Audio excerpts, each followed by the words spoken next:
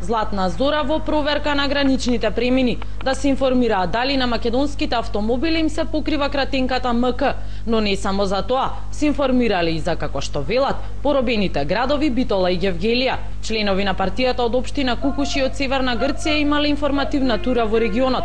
Прва станица граничниот премин до Иран.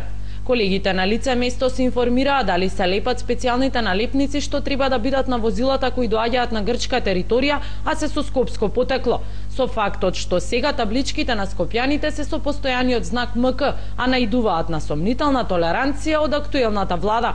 Пишуваат од Златна Зора во соопштението за нивните активности. Меѓу другото пишуваат и дека нивните членови за време на еднодневната тура биле информирани и за како што велат поробените и неослободени области на Битола и Гевгелија од другата страна на денешните граници.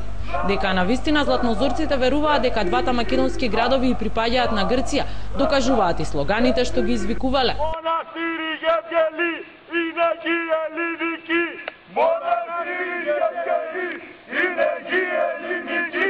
Многу жители на Дојран ни се приближија и ние изразија нивната целосна поддршка за нашата праведна борба.